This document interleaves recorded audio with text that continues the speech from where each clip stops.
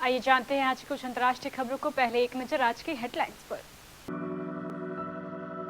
जातिगत जनगणना चाहने वालों को मिला ममता बनर्जी का साथ। कोरोना की तीसरी लहर में बच्चों को वयस्कों के समान ही होगा जोखिम, बचाव के लिए विशेषज्ञों ने दिए सुझाव। उत्तराखंड में लैंडस्लाइड, चंपावत में पहाड़ का बड़ा हिस्सा दरका, मलबा गिरने से नेशनल हाईवे बंद। सिद्धू के सलाहकारों पर गिरेगी गाज, बोले पंजाब कांग्रेस प्रभारी, बयानों की जांच के बाद होगी कार्रवाई। इंदौर में मुस्लिम चूड़ी वाले की पिटाई का केस, खुद पीड़ित को किया गया गिरफ्तार। तालिबान संकट, अफगानिस्तान के हालात पर जो बाइडेन और बोरिस जॉनसन ने की बात। पाकिस्तान तालिबान से परेशान, इमरान सरकार पहुंचे अफगान तालिबान के पास। तालिबान की अमेरिका को चेतावनी, 31 अगस्त तक अफगानिस्तान से खाली करो सेना।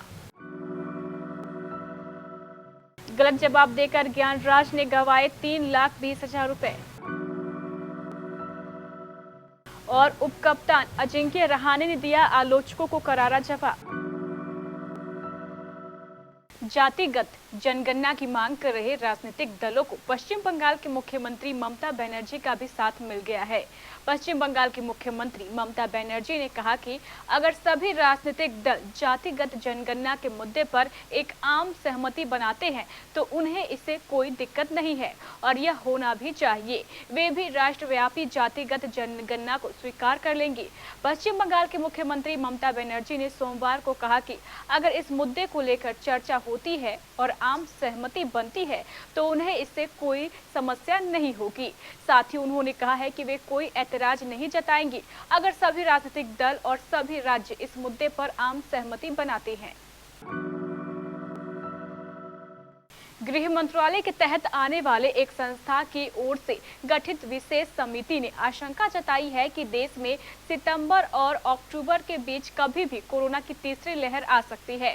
इसके साथ ही समिति ने टीकाकरण की रफ्तार को तेज करने का सुझाव भी दिया है। राष्ट्रीय आपदा प्रबंध संस्थान की ओर से गठित विशेष समिति ने यह भी कहा है कि बच्चों को वयस्कों के समान जोखिम होगा। बड़ी संख्या में बच्चों के संक्रमित होने की स्थिति में बाल चिकित्सा अस्पताल, डॉक्टर और उपकरण जैसे वेंटिलेटर, एम्बुलेंस आदि की उपलब्धता मांग के अनुरूप नहीं हो सकती है।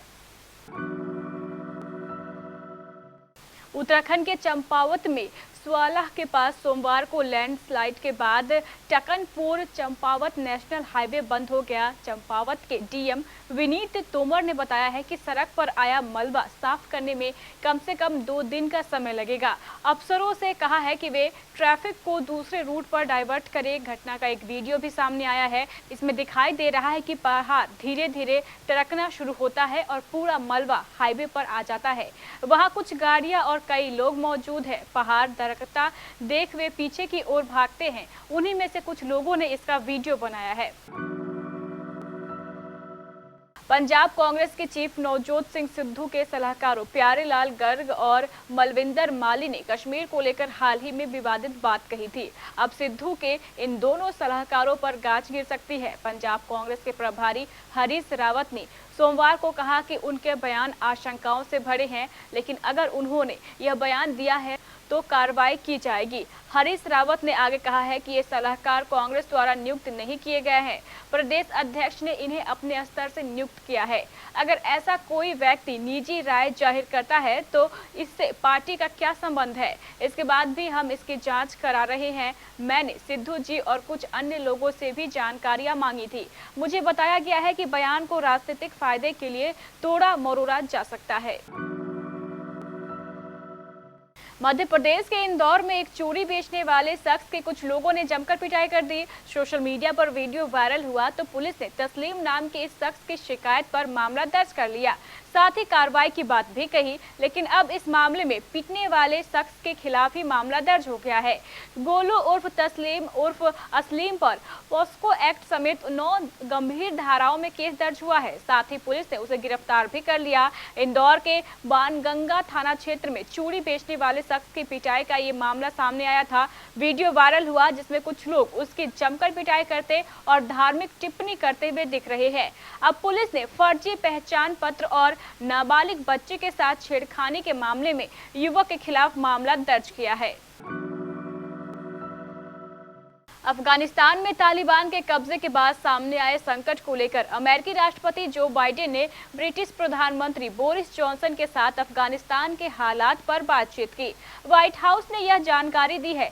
व्हाइट हाउस ने कहा है कि उन्होंने हमारे राजनयिक और सैन्य कर्मियों द्वारा अपने नागरिकों, स्थानीय कर्मचारियों और अन्य कमजोर अफगानों को निकालने के लिए चल रहे प्रयासों पर चर्चा की।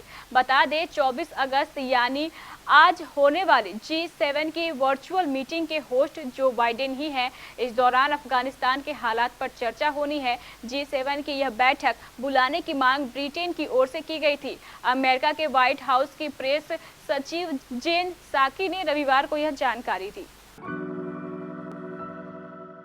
पाकिस्तान ने अफगानिस्तान में तालिबान के शासन को लेकर भले ही गर्मजोशी दिखाई हो, लेकिन सत्ता बदलने के बाद से उसे एक फिक्र भी परेशान कर रही है। पाकिस्तान के गृह मंत्री शेख राशिद अहमद ने सोमवार को इसका जिक्र करते हुए बताया कि उनकी सरकार इसे लेकर अफगान तालिबान के संपर्क में है। पाकिस्तान सरकार की चिंता तहरीक ए तालिबान पाकिस्तान यानी TTP को लेकर है। TTP पर पाकिस्तान में चरमपंथ की कई घटनाओं को अंजाम देने का आरोप है। अमेरिकी राष्ट्रपति जो बाइडेन ने कहा है कि अफगानिस्तान में सैनिकों की वापसी के मिशन यानी जो 31 अगस्त तक पूरा होना था, उसके बाद भी सैनिकों की तैनाती को आगे बढ़ाने पर चर्चा हो रही है। ऐसे में मामला गर्माता नजर आ रहा है। स्थानीय मीडिया के मुताबिक तालिबान ने अमेरिका को साफ साफ शब्दों में धमकी दी है। तालिबान के प्रवक्ता सोहेल शाहीन ने एक बयान जारी कर कहा है कि यदि अमेरिका अपने सैनिकों की वापसी में देरी करता है तो उसको इसके गंभीर परिणाम भुगतने पड़ेंगे। अमेरिकी सेना 31 अगस्त तक यहां से वापस चली जाए, नहीं तो इसके गंभीर परिणाम भुगतने होंगे।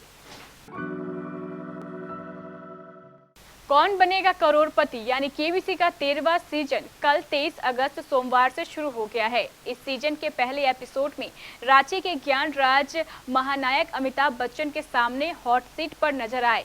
रांची के नगरी में एक स्कूल में बच्चों को पढ़ाने वाले ज्ञान राज ने इस शो में 3,20,000 रुपए जीते। हालांकि वे 11 सवालों का सही जवाब देकर 6,40,000 रुपए जीत चुके थे, लेकिन 12वें सवाल का गलत जवाब देने के कारण वे नीचे गिर गए और 3,20,000 रुपए ही जीत सके।